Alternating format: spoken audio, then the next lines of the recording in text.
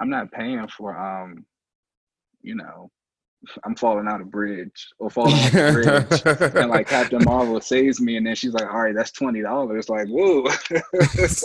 Now, see, why'd you have to say Captain Marvel? You're right. She will let me fall. See, no, she would save you, and stand there and remind you that she did it.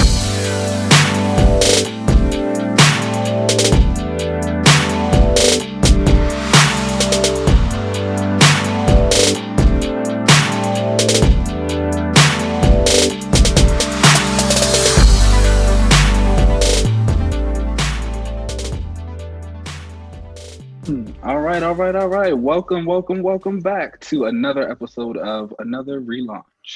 Another relaunch. I am Keenan here with LZ, Yo, yo, yo. and we've had a very eventful comic book week. Not even just comic, just news and everything. So we got lots of stuff to discuss today. So um, let's get into it. Yeah, let's get started. Let's get to the books of the week. So the first book on my list is Black Widow #2. Now, I will admit I did not get a chance to read it. I did pull it. It's just still sitting on my pile. So, did you get a chance to read it? Yes, I did. Yes, I did. I really enjoyed it. It's written by Kelly Thompson, Hmm. with art by Elena Casgreta and the colors by Jordi Belair. Okay, And love Jordy. yeah, he's really good. I also really enjoyed the art too. Hmm. And I know you and I talked about this before with this series, and it's kind of parallels to that film A Long Kiss Goodnight, and Yeah. where the assassin is this kind of like suburban house mom who is starting to remember that she can kick ass. Hmm. Very And much. you get a little bit more of that with Natasha in this series. Okay. However, you see more of Hawkeye and Winter Soldier, and them Oh. kind of confirming, what is all going on here. And Hawkeye actually tries to speak with Natasha, and she does have any like recollection for him. So like, Oh. Okay. yeah, so it's kind of confirmed, like, oh my gosh, like what's really going on here with her memory. Uh, Hmm. it's it's pretty good. I would say that. Yeah, Kelly Thompson's been really kicking ass in my opinion. She's been She's been super kind of consistent with all of her titles that she's written. I feel like. yeah. She's like when I look back and I see some of the other stuff that she's written, I'm like, oh my gosh, I think this she's pretty good. I'm enjoying a lot of her stuff. Yeah, I feel like she gets character voices really good, and she's great for a just really thorough characterization, character moments. You get Yeah, a great sense of the personality for whoever you're reading about. yeah. I feel like she really kind of does. I don't know if she's just doing more research or something on these characters, because she Mhm. really kind of gets the core of who they are and just kind of builds a story around that. Honestly, with her, I feel like she just gets the characters who she actually likes. You know, a lot of times, That's true. Yeah. I feel like a lot of writers they get characters and they kind of feel like, okay, I like this character, but I don't necessarily have any story for them. I don't like them at all. I just have to write them because they're a part of this book or because they were given to me. I feel like every character that Kelly has written has genuinely been like, this is somebody who I want to write. Yeah, yeah. And then that way she like actually enjoys writing them and kind of puts in the personality behind them. Yeah, the extra effort, and I appreciate that about her. I mean, I need to get to the second issue. I did feel a little bit of decompression from the first issue. I don't know if you felt the same, just with the art. I feel like there was a lot Okay. of just the same kind of things telling the story. So, did you get any of that? Not so much in issue two. I kind of see Okay. what you meant with issue one. It was kind Hmm. of I'm a big fan of the like kind of action panels, Okay. instead of the big character pose in the middle and then like there being kind of some things in the background. I prefer it to kind of like it's animated in a way. Okay. Yeah. No, I get Um, that. yeah, and I think in the second issue you get a lot more of that. Okay. All right. Okay. Well, I need to get to it. Maybe I'll talk about it a little bit later You with my comic book. got to get that second issue. It's good. I know. I really do. Um, all right. So, the second book on my list, I don't know if you're reading this, but is We Only Find Them When They're Dead. I am not reading that. Is that? But I think that's by Al Ewing, right? Yes, that is correct. It is Al Ewing and Simone DeMeo, and everybody knows I'm an Al Ewing fan. It's a book I actually think you'd really be into. You're into like cosmic space stories, right? Oh yeah, that's my jam. Yeah, Yeah. yeah. So this was issue two. The first issue was very much all about the world. So basically, what's happened is this crew has left their home planet. It has a bunch of tyrannical government. It's horrible. They're trying to escape, but out deep in space, like, the darkness is there. You don't know, something's following them. So Okay. it's like very high sci-fi tension. Kind of think of, have you ever seen Prometheus? Yes, I have. Yeah. Yes, the Ridley Scott film. It has that kind of like tone to it in the Oh, story. It's cool. like, This yeah, is totally my jam. yeah, so it's definitely something I feel like you would like. So again, the first issue was all about kind of just like building the world and getting to know about that. The second issue was more focused on the characters, which again is still great. I think for some people it can feel a little bit wordy because again he's getting like really deep into these characters like kind Yeah. of early, which I appreciate to get to know them a bit more. But it just reads really, really well. It's kind of like horror sci-fi. It's the art by Simone DeMeo is really, really nice. Um, it's got this almost anime feel to it, like with the Oh, colors okay. mixed in. It's very vibrant, very exciting. It's all around really great book. I think if that's your jam, pick it up. I'm You gonna know, have to check this out. yeah, This you really sounds should. exactly like I would like this a lot. Yeah, yeah, it's really, really good. So it's like throughout their missions because they're like trying to find resources to Yeah. stay alive on a whole new planet. So it's just like, oh my gosh, what's gonna happen? It's great. Um, all right, yeah, that's that one. And my other book, my next book, is another book I also don't think you have, but it is American Vampire 1976. Okay, now this is not my jam. Oh my gosh.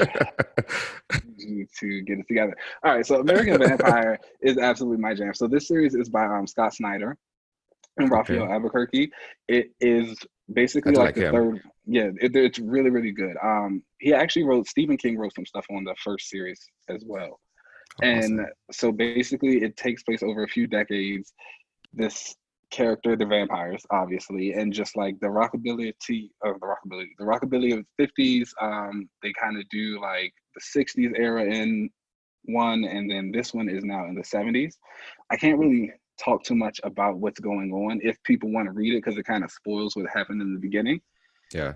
But this current series takes place a couple of years after the last one, and the main character Skinner, he's like this really horrible vampire guy. Something happened to him at the end of that one, and so it's like taking place after that. And they also released this beast from hell, so they have to try and find that. And it's vampires. I don't really. This sounds like everything you would love in a It's comic right me. now. I don't know what else to say about it. It's like if it's a vampire thing, I'm going to read it. It just so Yeah. happens that it's also very good. Um, they are like a fantastic team, and it's been like 5 years since the last series came out, so people have been waiting for this. I have been waiting for this, Okay. I like that. and but it's a good book. If you're into vampires, read it. That's all I'm gonna say. It's good. Nice. That's it. All right, and so these next three books kind of go together. Okay. It is the big thing of the week. Of course, that's been going on in comics. Marvel's big event. I don't think anyone's talking about anything else. Ten of I Swords. mean, why would they be, right? Ten of Swords continues in 3 issues. It is Wolverine number 6, X Yeah. Force number 13, and Marauders number 13. Now, you didn't read two of these books, did you? I did not know. Mm. I did. I dropped Wolverine Mhm. a while ago. I think back after the second issue because of Okay. the artist making some very like shitty comments about sexual assault, and then later making like weird uh, comments about X of Swords, and I just didn't want to even support any of that, so I just Mhm. dropped that back then. And then he also, I guess, drew uh, The X-Force. X Force. So Yes. the X-Force issue, so I didn't even buy that. So tell So me I what happened. so I didn't know. So well, first about the artist, I didn't know about his comments about like women and sexual harassment at first. I had saw the comments about Ten of Swords. I didn't understand it when I saw it. Yeah. Um, so I think I just kind of grazed past it. But after these two issues came out, that's when I did see all of the stuff that was going on. I was like, oh wow, that's crazy. And I was like, it's very interesting. I don't know if like Marvel's paid attention to it or anything like that, but how they're handling it, especially compared to X-Men Gold, when that artist had put the anti-Semitic stuff in the art and they like Yeah. quickly removed him from the book. And it's just Yeah. like, oh my gosh, I wonder if they see it or if they're just like not paying attention or they don't think it's that bad. But because the comments Well, were horrible. it looks like they're getting a new artist for Wolverine and X-Force the next two issues, actually. Oh, okay. I think the writer who Percy is, I think is his last name. Benjamin Percy, yeah. Benjamin Percy. Yeah, I believe Mhm. he actually just tweeted that a new artist was going to be Joshua Cassera was going to be drawing the next two issues. Oh, okay. Josh I'm not sure if Cassell, he's going to be gotcha. staying on, like, Mhm. continuously, but he'll be doing the next two. Okay. All right. And I enjoy Percy's writing. I think he's Yeah, really Percy's a great. really good writer. I like him. Well, I Yeah. guess it's. I mean, Andy Cooper draws some Wolverine issues, so maybe they'll just let him do it all the time Yeah. because he's good. All right. So I mean, well, so What happened? I did read the books. Yeah. Um, and basically the issues are a two-parter story. Wolverine is basically looking for his sword, and we all know that sword. And it's really just kind of your basic Wolverine goes to Japan story, Wolverine goes to hell story. Okay. But it's a really deep dive into Wolverine and his mindset and just where he is. And he has like this really nice talk with Krakoa about like how it was supposed to be this place that is protecting mutants and like keeping them safe. But here it is doing these things like keeping the external gate open and kind of giving way to this war. And he's like, I see you now for what you are. It's like you really only care about yourself. So it's like, I don't trust you anymore. I gotta watch out for you, which I thought was a really good Oh wow. moment. Okay. Yeah, and that's one thing I'll give Percy a lot of credit for. I think he's writing one of the better Wolverines of maybe the last decade or so. I'm a huge Wolverine fan. Like I Yeah. am all about Wolverine, and it's like people would love to hate Wolverine, but he is that guy. Okay, like let's be real here. Wolverine is that guy. He is the X-Man. He is the best. He When you is. say Wolverine, you mean Laura Kinney? I mean, that's the She's Wolverine great I know. too. She's great too. She is great. But there's something about James Logan Howlett that will always put him at number one. All right. He is just that guy. And a lot of people think he's overexposed, even though I don't think he's been too like bad during this whole Krakoa era. I think he's No, he hasn't. yeah, I feel like a lot of people like they're tired of him, but it's like he's kind of really only in his two books. And it's Yeah. like if he is in something else, his role isn't really that big, or he's pretty much giving way to somebody else. Um, and so yeah, Percy does a really good Wolverine, so I think it's always good for that. So I enjoy them. We also meet Solemn, who are one of Okay. the Iraqi sword bearers. He's really great. He's very like snide, fun, uh, gay energies. He reminds me a lot of what you'd kind of expect Dakin to be.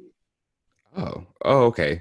Yeah, like without being like a douchebag. Gotcha. Okay. Yeah. Or I'm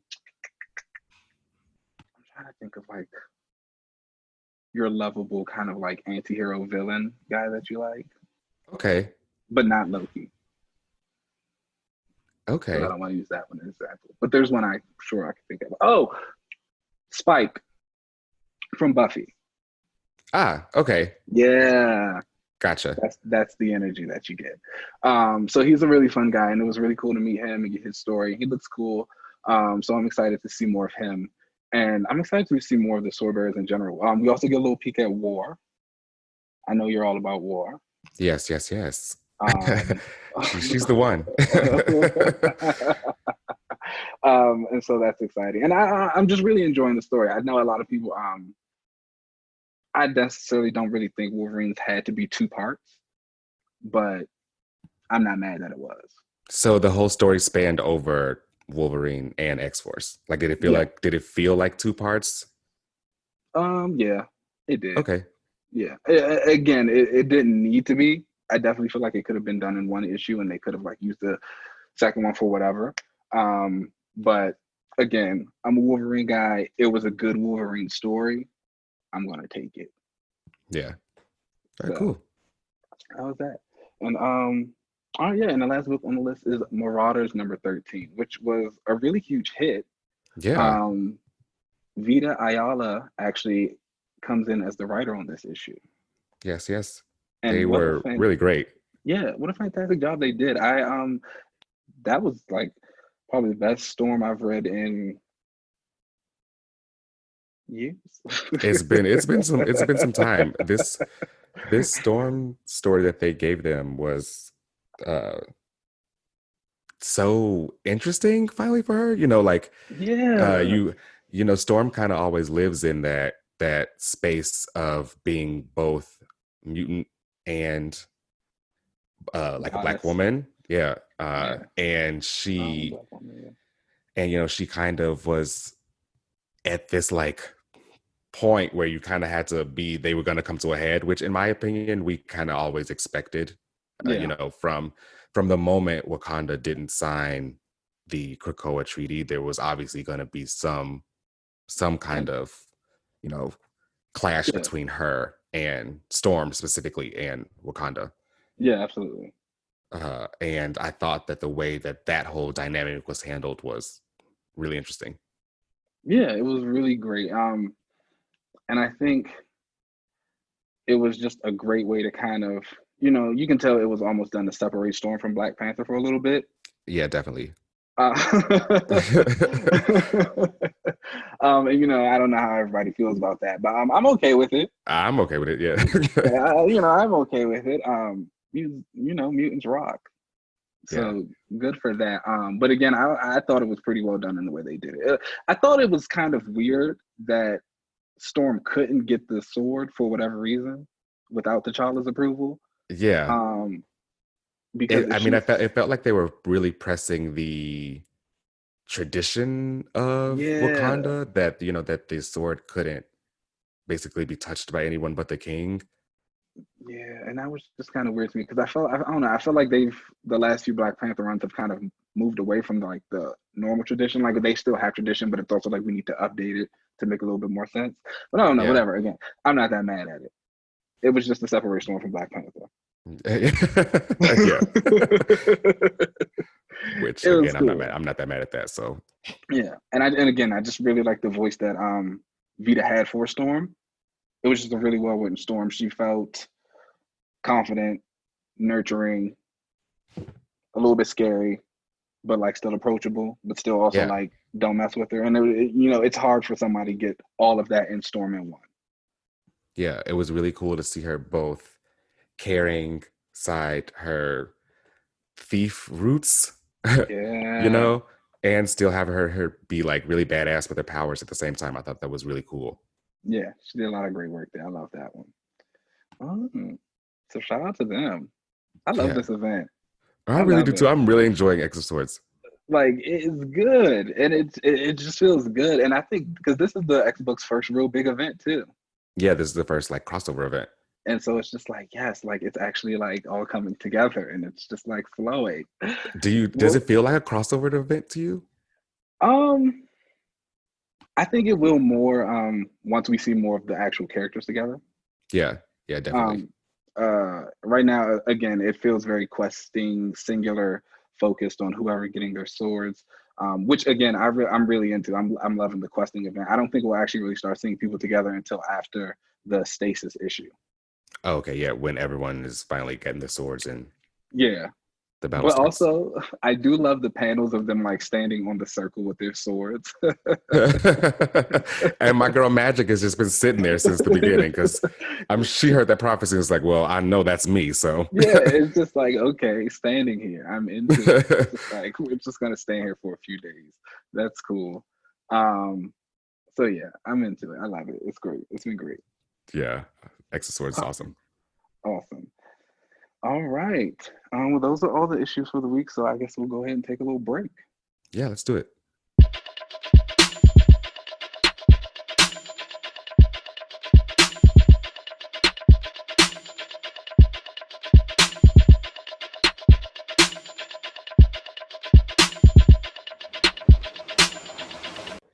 All right. So this week, there were quite some shifting announcements Hmm.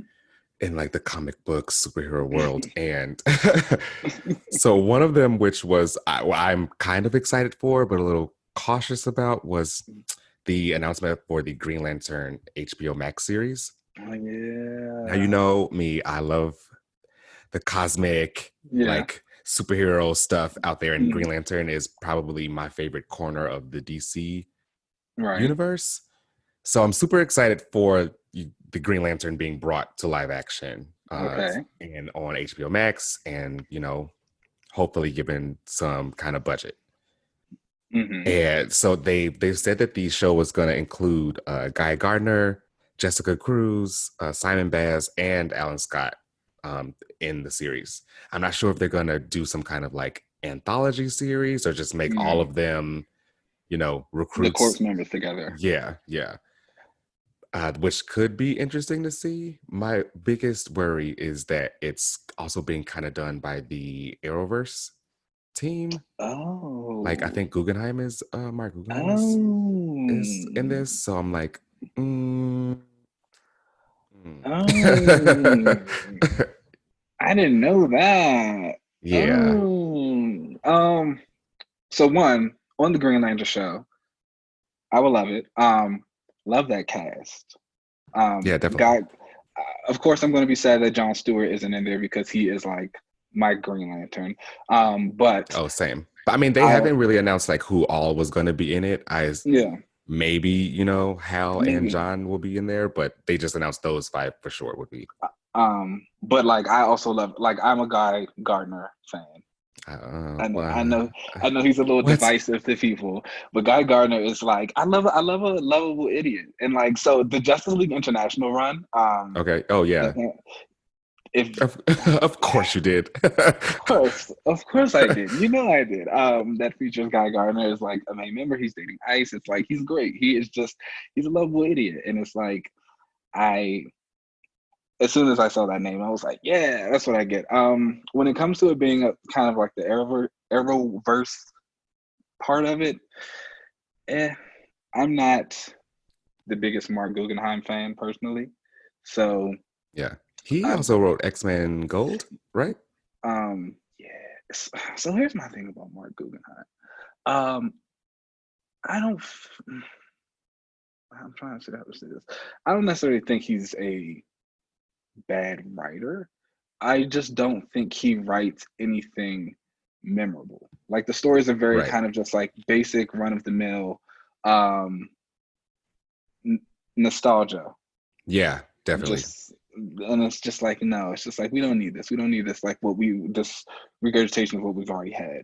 Um so that's how I feel about him. I've watched a couple of Arrow shows. Um they're fine. I think they're fun. They're okay. They're I mean, I only fun. really kept up with I would say the first couple seasons of each show that they've had. I can agree with that. And I haven't watched since, though.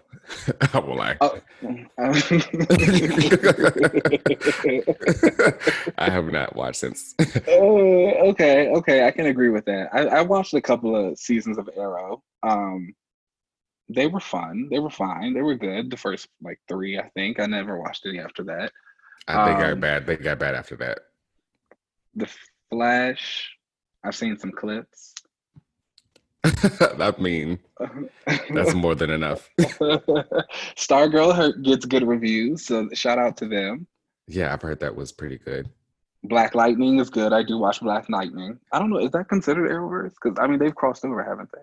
I think so. I'm not sure how that series actually fits into with the rest of it because I don't think Black Lightning ever appears for like the big crossover events. Well, Black Lightning's great. So Yeah, I watched that. That's good. if that's part of it, they got that going on for them. Yeah. Okay. I mean, but I mean, you know, We'll I'm see. definitely excited for the series. The Green Lantern series should be good. I think the Green Lantern does work as a TV series. I'm just worried for the effects and all that kind of stuff. Yeah, Since it is that out in space and they have these lantern rings and all these different abilities, so that because should it's be like, are they interesting. going to give them the most like basic type of lantern forms? Are they going to be doing just a lot of shields and beams? Are they actually going to Right, go really big with it? And then they're supposed to be in space, so that's going to be expensive too. exactly. And it's a streaming like TV series, so I'm not sure what they're gonna like give for a budget there. So Mm, I don't either know. way, I I'm mean, excited. I wouldn't mind a very well done one and done series, kind of like how they did with Watchmen. Oh yeah, Just like give it a big budget, let it do its big thing, one great season, be and we're done. done. Yeah, Yeah. I'm okay with I obviously want more. that.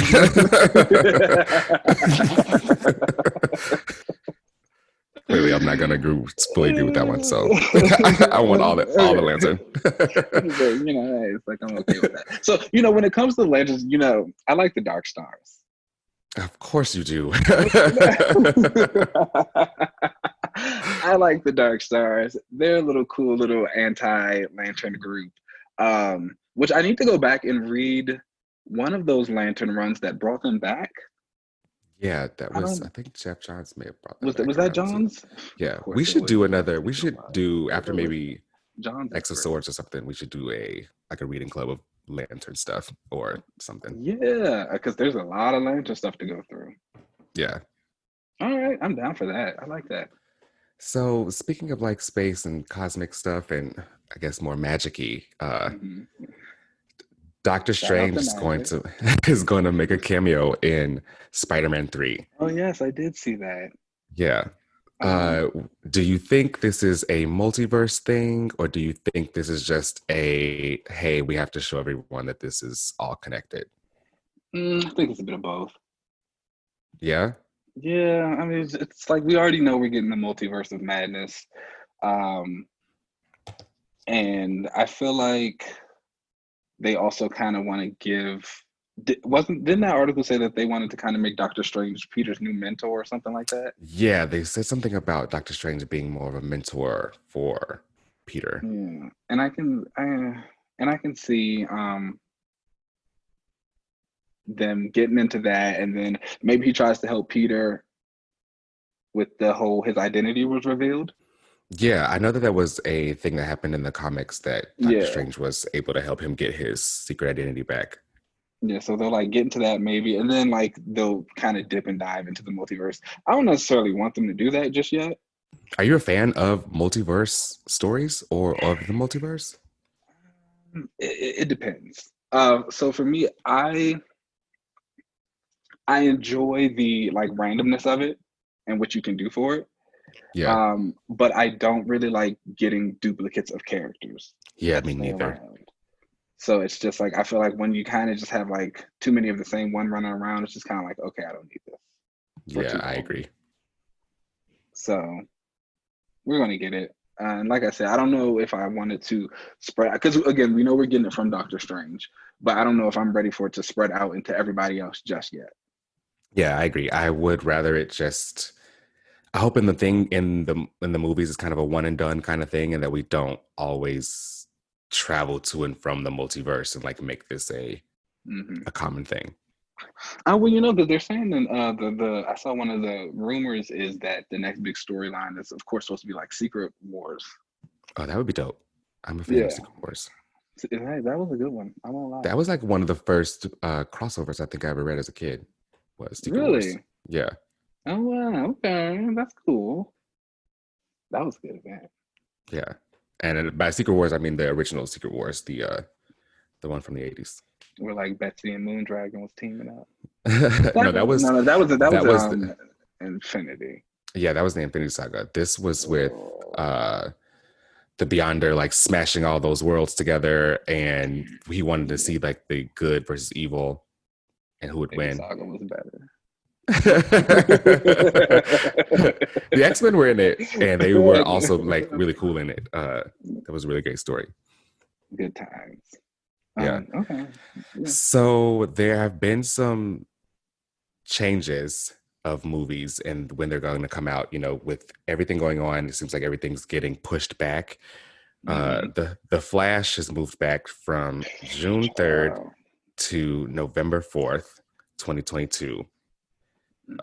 Shazam 2 has moved back from November 2022 to June 2023. Goodness. And Black Adam, which we just talked about and getting super Mhm. excited for, has now been completely taken off of their schedule. What's going on? You know, again, I feel like we talked about this a little bit. It's kind of like these companies need to figure out what they're going to do about these movies. Yeah. We are currently in a pandemic that Yeah. shows no signs of stopping anytime soon. And even if it does, it has completely changed our nation, the entire world. And so it's like people aren't. I personally don't feel like people are going to flock to theaters the way that they have in the past. No. Um, and if they, it's just going to be a completely different experience. So these companies have to figure out a new way to give these people, or to just push the product, whether it is giving it to streaming or doing something else. Like, you can't just keep pushing your movie back. Now with DC, I don't know if you can necessarily say that's due to the pandemic and COVID and all that stuff, because it's kind of been a shit show over there for a while. Yeah, a little bit, yeah. Um, so it's like that could just be icing on the cake, but obviously that plays a big part in it. I feel like for a lot of these things, so it's just like you got to figure out something. Like if we have to just embrace streaming and people are going to have to do like watch parties and something like that for the time being, okay, you have to do that. But you just pushing your movies back more and more and more and more and more. It's like, what are you going to do at this Exactly. point? Just don't make the movie. Exactly. And the movies that I feel like they're pushing back are movies that people would actually Go and pay see. for. Yeah, I feel Yeah. like if they did go the whole streaming route and just wanted people to kind of do a video on demand, pay for it right then and there, I think a lot of these movies people would actually want to pay I for. would I would absolutely pay for Black Adam to see Aldous Hodge as Hawkman. Duh, yeah. Like Oh yes. that is like not even a question. Like they could tell me it's $50. All right, you got it. Like I'm you're I'm on getting my it. way. It's like here's my account information. You're getting it. Like yes.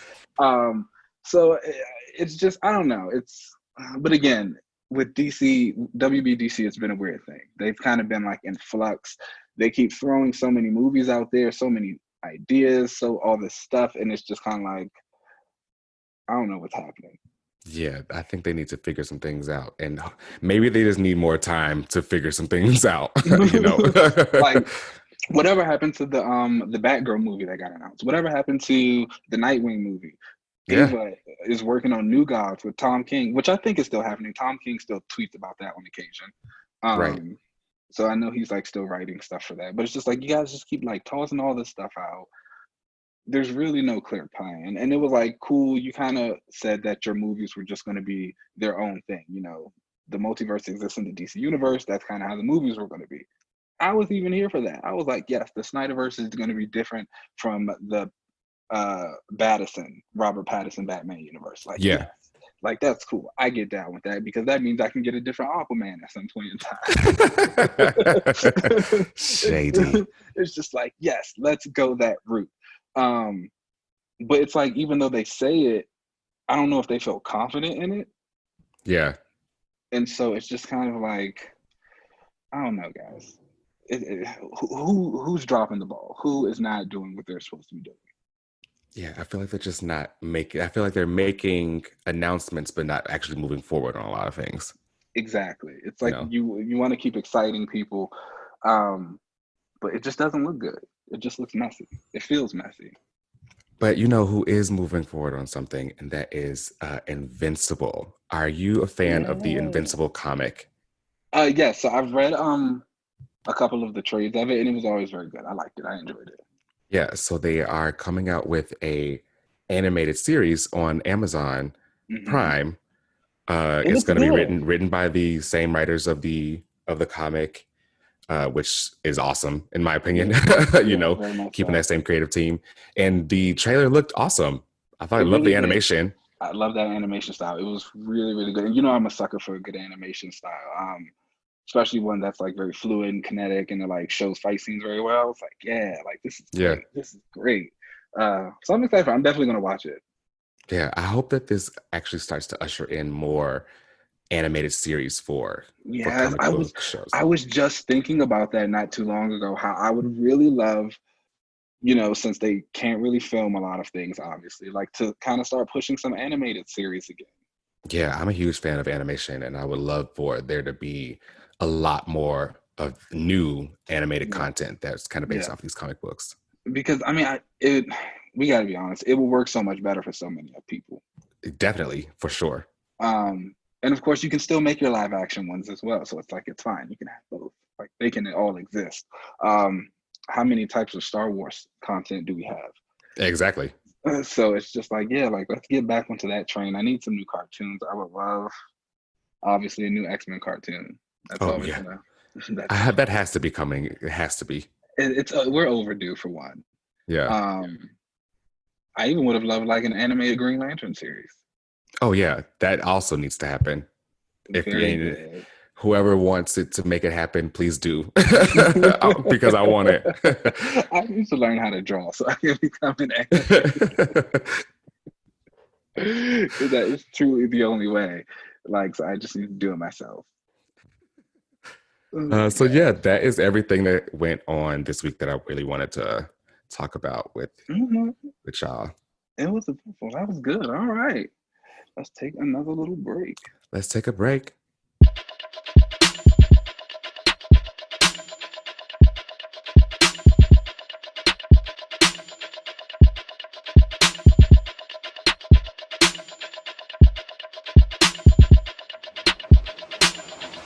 All right, all right, all right. We are back, and it is now time to relaunch. Let's get into the relaunch. So I can go first. And my Okay. relaunch character is okay. I know I've talked about not liking super overly powerful characters, Mm-hmm. but, and I don't really consider him, overpowered. He's just powerful. Okay. And that is going to be someone who I've really learned I love a lot, and that's Exodus, or Paris Saint Benet. Okay. I mean, I don't know. Exodus feels a little overpowered. He's a very powerful. He's an Omega level telekinetic. Yes, and he's able to teleport as well. And he's strong, but he's not like wrecking whole planets and Okay. Okay. rip That is doing true. all that. I'll give you you that. know I'll give you that. he's got some kind of boundaries. I appreciate that. His backstory is interesting. He is actually from the 12th century. Right. And he was friends with the character Black Knight, which his one of the Black Knight's ancestors, actually. He Hmm. was friends with them, and in this weird, comic book type story, the Hmm. the Black Knight of our time got cast back in time and went into the Black Knight of the 12th century, and of course, and he actually went on this adventure with Exodus. Exodus was trying to find this like the Tower of Babel and the one to get this like power. He was kind of a knight back then. Okay. And Black Knight didn't really want to go, and this was Cersei from the Eternals. She Hmm. also was with Black Knight. They were lovers. Oh. And yeah, so Exodus wanted to go on this like mission to find the Tower of Babel, Hmm. and uh he wanted to bring the Black Knight with him, and the Black Knight was like, "No, I don't really want to go." And Exodus said, "Well, Hmm. I can go on my own. I know I'm meant for greatness." Okay. And that's kind of been his whole mantra, is he knows that he was meant to be something great and to like help bring up the people he feels are also great, Okay. namely mutants. Um, Hey. you know, and in his backstory, he goes off and tries to find this tower. It gets this big boulder starts to fall towards him. He hears a voice that tells him that you actually have this power deep within you. Stand strong, and he Yeah. stops the boulder using his telekinesis. And that's how his mutant powers are kind of activated there. Okay. Turns out the voice that was talking to him was Apocalypse. Yes. uh, Love to hear it. and Apocalypse kind of, helped him activate his telekinesis and get more powerful with it. And that's how he became Exodus. Oh, okay. Unfortunately, he ended up being trapped in a like coffin that Apocalypse trapped him in after being betrayed by the Black Knight. He helped his friend, even though he should have been helping Apocalypse. And Apocalypse, of course, he don't play that, and felt like he's not nice to he's those not with it. No. So he trapped him in this coffin and made him stay there forever until, of course, our time when he was the coffin was opened by Magneto. And that's how he ended up becoming, part of the mainstay here. I love that interconnectivity of like just the Marvel right? universe. Like that's great. Right? Black Knight, Exodus, Apocalypse. Like everybody knows everybody around here. Yeah, and I really hope that if in the Eternals movie, if Black Knight is in it, if they have some kind of hint at Exodus being in this movie, that would be super dope. Okay. So that's kind of his past. He ended up being a big zealot for Magneto. And, in most instances, he's been kind of the villain. A little bit, just a little bit. He's done some villainous things in the past, like he kidnapped Quicksilver's daughter. Good old Luna. She's Luna, great. because at the time he thought she was a human, which was a disgrace to Magneto's line. And he's loyal. He wasn't with that. Yeah, if there's one thing about Exodus, he's gonna ride. Loyal. Ride or die. Right. He's riding for the cause. So yeah, he for the most part had been like the major acolyte for Magneto. Right. And he was kind of his big spokesperson for when Magneto kind of went into a coma, and he was the person that spoke for Magneto during that time, the whole Avalon Asteroid M era of the X-Men. Yes. Good times. And the 90s. Fast forward to the most recent thing I think people may remember him from was after Xavier was shot in the head, Exodus was the one to fix his brain. He uses his telekinesis and fixed his brain, healed him up, and helped him, get things back together with, of course, the help of Emma Frost. That was Mike Carey's X-Men Legacy, right? Yes, it was. Yes. Shout out to again, that. Mike Carey, Talk about a genius, okay? Yeah, bring him back. Okay, no, like really, bring him back. And currently he of course was also invited to come to Krakoa, and he is on the council. Give it up for that. Okay, he's loyal. He deserves. He does. He is on the council and is an Omega level telekinetic. And where I would relaunch him is I would give him a completely new look, because he's been wearing the same costume since since he debuted in the 90s, and give him a fresh new look and a new perspective on what it is for Krakoa, and make that his Magneto, make him more of a champion of Krakoa instead of Magneto, and kind of what Krakoa stands for. And have him again become the leader of an acolytes team. That is their mission for Krakoa, is to, bring quote unquote justice for Krakoa. So they will go out and, keep the peace. Okay. I like it. Exodus, acolytes. That's where I would relaunch him. Basically like the captain of the acolytes, the leader of their team. I'm into that. I like it, especially with the costume bit, because like you said, he definitely needs a new one. Yeah, definitely. It is time. Okay. So who are you doing this week? So I'm not really doing a person. Mine is more of a team. I don't even know if you could really call it a relaunch. It's kind of like, I guess it is a reboot, relaunch. It's kind of having mixing some new stuff in. So basically, it's Heroes for Hire. Oh yes, I like them. Yeah, so Heroes for Hire is a concept and team that I have always really, really enjoyed. It never seems to take off in the Marvel universe. Um, I just don't think, honestly, it's really a marketable thing. Like, I have to pay these people to save my life. Yeah. It's kind of like but so Heroes for Hire was created obviously in the 70s, in Power Man and Iron Fist number 54, by Ed Hannigan and Lee Elias.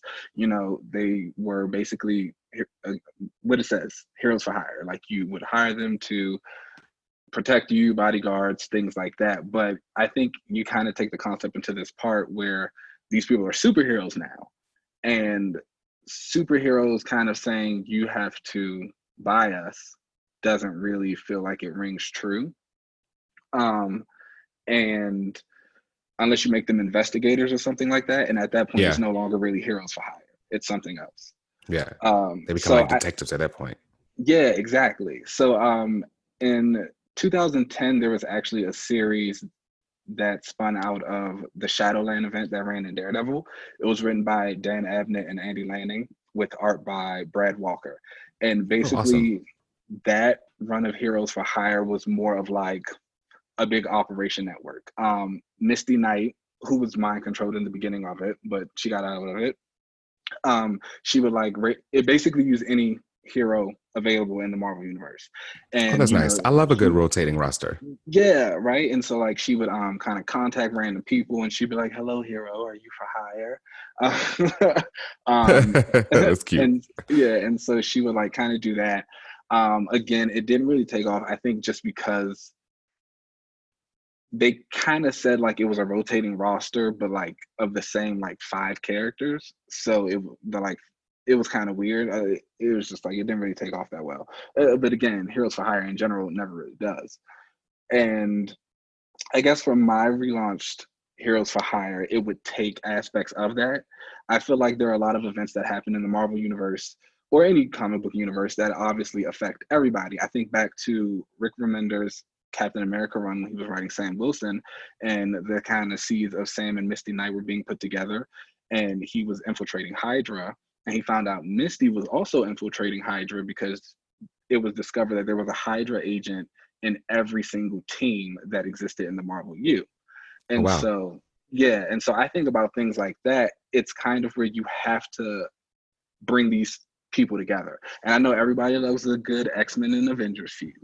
Yeah. Everybody loves to see them fight, but I do often find it a lot more interesting when they get the chance to work together. So it's like, I think if you have this Heroes for Hire book and you can center around like whoever, let's say Misty Knight is the main character because obviously she's finding out about this plot, but it's like, okay, there is this big thing that is infiltrating all of us. So I need to get people to work together to get it done. But to do that, like I have to call on different people from different teams. So it's like you get a little bit of a Marvel team up feel of it. Yeah. Um, while also still getting to ask them like, hey hero, are you for hire right now? Because I need you because we got this thing that's like kind of getting to all of us and we need to get it. So it's like again, and you can call back to like old relationships and moving forward. You could have Exodus and Black Knight on a team because of something that they have in common. So they have to like go search whatever. And So it's kind of you like a team up kind of thing. yeah, basically Okay. it's a little bit of like a Marvel team up mixed with Heroes for Hire. Okay. Because you'd get more, it still would be like one big story. Think about how Hickman's doing X-Men right now. It's a lot of Yeah. like one and done type of stories, but it's all leading to one big thing. That's what Yeah. this Heroes for Hire book would be. It's like, it's one big threat that we're all facing. I'm just bringing you all together, hiring you for these specific missions to help us get closer to it. Because again, you don't know who you can trust for real, for real. So we got to test you all out, see who works, who doesn't. We're going to figure it out. I Because like I just that. like to see heroes together. Um, yeah, so that would be them. Heroes for Hire. It's just again, it's just something I really like, but you just gotta change a little bit because I'm not paying for you know, I'm falling out a bridge or falling off a bridge, and like Captain Marvel saves me, and then she's like, "All right, that's $20." Like, whoa. Now, see, why'd you have to say Captain Marvel? You're right. She will let me fall. See, no, she would save you, and stand there and remind you that she did it. Yeah, that is true. She would. She's good. Doesn't she have a issue coming out next week? Yes, Or she this does week? have a book next week. Yes. Oh, Captain so Marvel 22 is out next week, y'all. oh, we're gonna get to talk about Captain Marvel. That's exciting. Yep. I'm ready for that. That's right. Maybe I should because maybe I should read that. Maybe, I You think I should.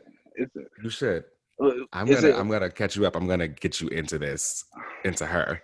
You're gonna see wow. it. Watch. You're gonna see. Oh wow. Okay. You guys heard it here first. Yep. That's an exclusive. Right. Y'all are gonna love her. Watch. Captain Marvel's great. Okay. Oh, that's also how we feel about She-Hulk though. So I get Boom. that. It's gonna be great. All right. All right, that brings us to the end of the episode. That is the end of the episode. Thank you guys so much for joining us. As always, you can find us. I'm on Twitter at KeenanLance _ at the end. Yes, you can find me at UncannyLZ on most social media platforms, and you can find the show at Another Relaunch, and you can also email us at anotherrelaunch@gmail.com. If you have any questions, any things you guys want to talk about, let us know. We're interested in all of it, so send us that feedback. All right. Bye, guys. Bye.